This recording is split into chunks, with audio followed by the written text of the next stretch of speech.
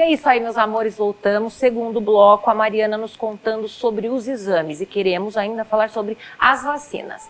Má, começaram-se os exames. O pessoal tem muita dúvida, né, Ká, a respeito de qual exame fazer, né? Então, no começo, o pessoal achava que o exame da ponta do dedo resolvia qualquer coisa, né? E não é assim. Então, hoje, a gente fala para os pacientes, né, que a gente precisa saber se o vírus está em você. Se você teve um contato com uma pessoa positiva, a gente precisa achar o vírus em você. Como que a gente vai fazer isso? Exame do cotonete, né? Então, o vírus, ele tem um ciclo nessa mucosa de orofaringe que a gente fala, que são de 10 dias. Então, nos 10 primeiros dias, a gente só pode fazer o exame do cotonete, tá? E aí, depois desse 10º dia, o nosso organismo já entendeu que o vírus estava lá na mucosa e começou a produzir algumas proteínas que a gente conhece como anticorpos. E aí, depois do 10º dia, a gente pode fazer o teste de sangue, né? E aí a gente detecta a presença desses anticorpos no sangue. Então, quem passou do 10º dia, antes, só conseguia fazer o teste de anticorpo. Hoje, não adianta mais fazer.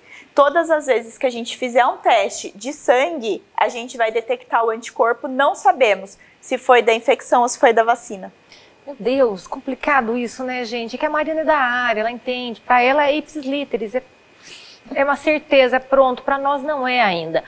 Por mais vacinados que estejamos todos nós, né? Aliás, vamos falar um pouquinho de vacinas, Má? Vamos. Conte quais nós temos e qual a diferença entre elas.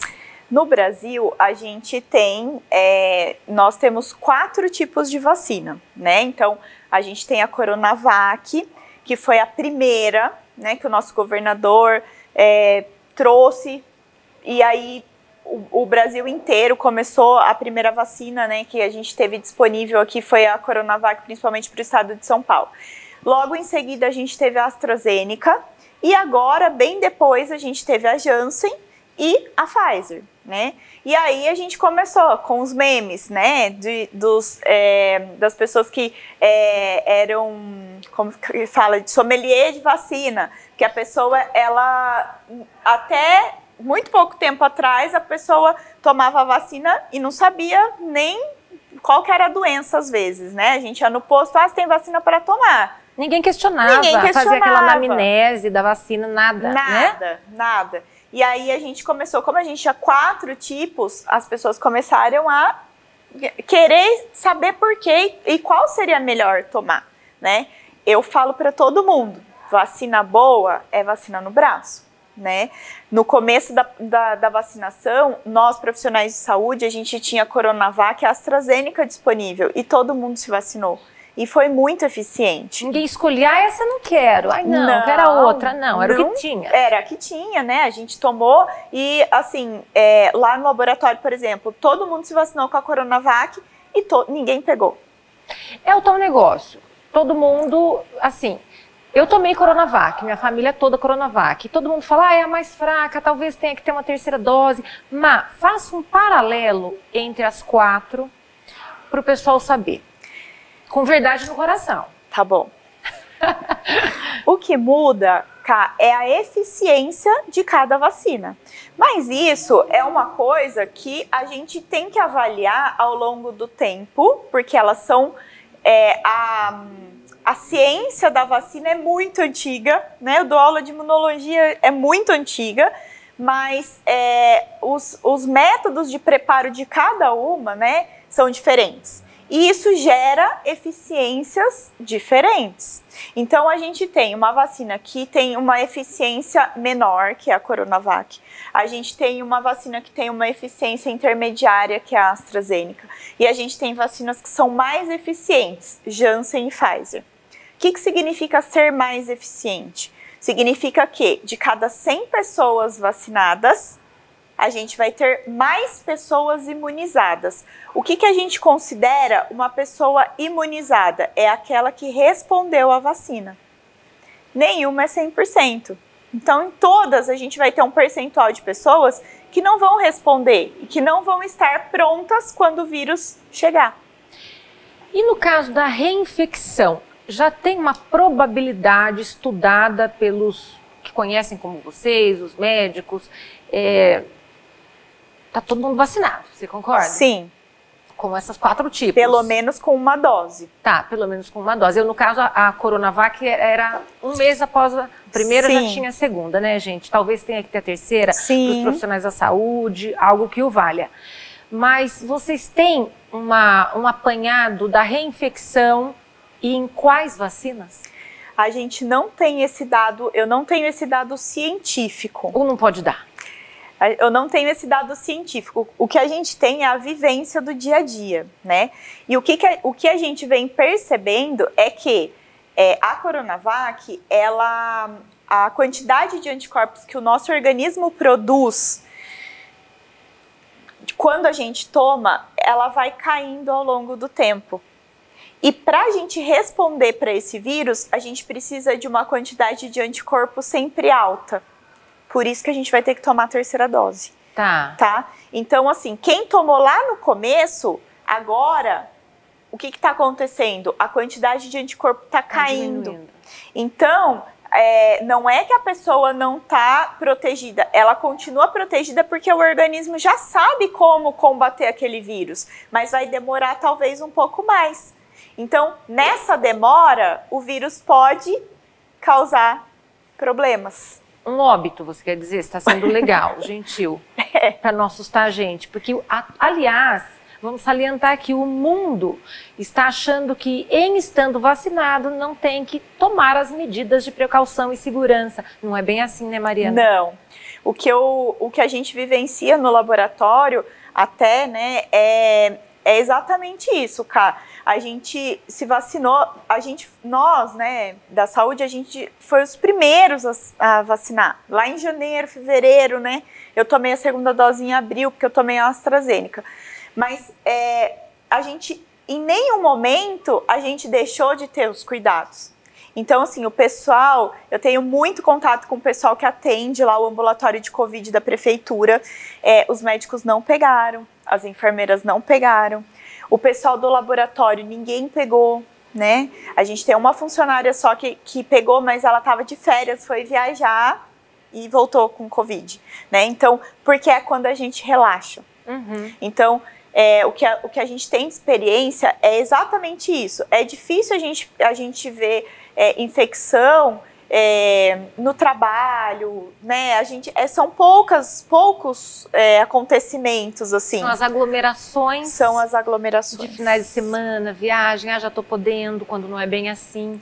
Porque realmente, supermercado, todo mundo preocupado, passando álcool em tudo. Minha funcionária ainda passa álcool em tudo, porque ela é desesperada. Agora eu queria te perguntar sobre, tomei uma vacina, não segui o rumo dela mesma, tomei a segunda sendo outra. Qual o problema disso, Mariana? Não tem problema, né? A vigilância epidemiológica está sempre muito atenta. Até aqui na nossa cidade, assim, foi um trabalho da vigilância epidemiológica espetacular, né? A gente trabalhou assim em conjunto a pandemia toda, notificando os casos positivos, aqueles pacientes que a gente sabia que tinham contatos, né, de empresa, de trabalho, de família, de aglomeração. Então a gente trabalhou assim num conjunto muito bom, né, e eles sempre estiveram muito atentos à vacinação, né. Então a gente é uma das cidades que teve a AstraZeneca para a segunda dose muito mais rápido, porque o pessoal estava sempre muito atento. Não temos problemas em trocar a vacina, né? Se não tem uma, a gente precisa tomar a outra. É o que aconteceu com a gente profissional da saúde. Imagina se lá no começo a gente sabia que tinha vacinas mais eficientes, vamos falar assim. E se negasse a tomar. E falasse, não, vou esperar chegar outra. O desespero era enorme nosso também, né, gente? E agora, com essas variantes, essa tal dessa Delta chegando, parece que ainda está nos Estados Unidos, até chegar no Brasil demora um pouquinho. Queria saber sobre a eficácia das vacinas conforme as variantes que virão. A gente acredita, né, que as vacinas elas vão conseguir conter a variante, mas a gente não tem certeza ainda. Mesmo porque a gente teve uma variante no Brasil, que foi a P1 da Amazônia, que, nossa, lá no Amazonas foi, né, foi parecido lá com o que aconteceu na Itália.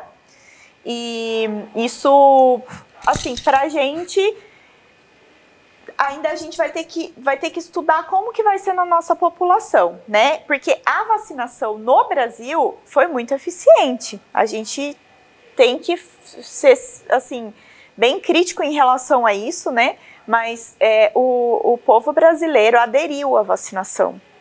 É difícil você encontrar uma pessoa que fala, ah, não, eu não quis me vacinar.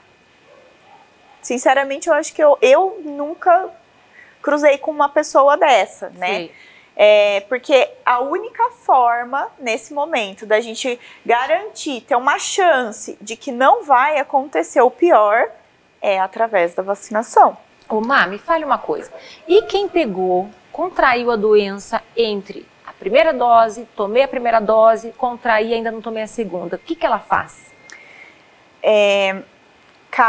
O ideal, né, do ponto de vista laboratorial, que não é o ponto de vista, né, médico, é a gente saber se a gente tem anticorpos, se a gente está imunizado, se a gente produziu resposta para aquela doença. Vocês que nos darão. Sim, porque a gente tem que fazer o teste, né, de sorológico para saber. Então, por exemplo, lá no laboratório, eu fiz um segmento das meninas, todo mundo que tomou a vacina e o meu, para saber quando que esse anticorpo apareceu. Porque a gente sempre ouve falar, e o que é muito verdade, que a gente só está protegido com as 2 doses. E nós vimos isso na prática, né? Então, lá no laboratório, ninguém que tomou a vacina, que tomou só a primeira dose, estava protegido só com a primeira dose. A gente fez uma dosagem de anticorpos antes da pessoa tomar a segunda dose. E aí, depois a gente foi avaliando mês a mês como que estava o anticorpo dessas pessoas. Então, teve gente que já no primeiro mês estava ok, já estou imunizado, já estou protegido. Teve pessoas que demoraram 3 meses para ter anticorpos. Então, isso é unipessoal, viu, gente? É singularíssimo mesmo. Uma dúvida para nós terminarmos o nosso programa, já recebi dedinho ali, é o seguinte: crianças, como é que é isso? Essa é a notícia boa, né? É bom que a gente fale das crianças para encerrar, porque essa é a notícia boa. As crianças, elas têm uma maneira diferente de combater o vírus. E essa maneira diferente, que é através de uma resposta imune que a gente chama de resposta imune inata, que é aquela que está presente nas nossas mucosas, é mais eficiente para conter o vírus. Então, as crianças, elas usam esse tipo de resposta. Consequentemente, a evolução clínica da doença é muito melhor para elas, né? Então, elas contêm o vírus na mucosa, então a gente não tem comprometimento pulmonar, mas elas continuam passando, por mais que o corpinho delas fique isento de algumas coisas que vão levar a um óbito ou um problema maior no organismo, elas continuam sendo um cavalinho, levando a doença, não é? Elas levam porque o vírus continua na mucosa. Então, se ela tosse, se ela espirra, se ela põe a mão no nariz e põe a mão em alguma coisa e a gente pega essa coisa e também transfere para a nossa mucosa, a gente vai acabar pegando. Mas para os pais, né, que ficam muito preocupados, o meu filho, normalmente, gente, as crianças, elas evoluem de uma maneira muito melhor do que os adultos. Lógico, a gente tem algumas síndromes, né, mais graves associadas, mas assim, são muito raras. Inclusive, gente, dúvidas que vocês tenham, saibam que estará o nosso WhatsApp aqui embaixo da tela para vocês colocarem as dúvidas e palpites também sobre outros programas. Teria muito mais programa para fazer com a Mariana, mas nosso tempo está escasso. Desta maneira, eu me despeço, agradecendo muito o seu auxílio, a sua presença. Eu que agradeço. Muito obrigada. O convite. Estou muito feliz de estar aqui, né? A Camila, admiro demais o trabalho dela, já faz muito tempo que eu sigo. E eu estou muito feliz de estar aqui e agradeço imensamente. Eu que agradeço, meu anjo. E é isso aí, meus amores. Um forte abraço, fiquem todos com Deus e até o próximo programa. Tchau!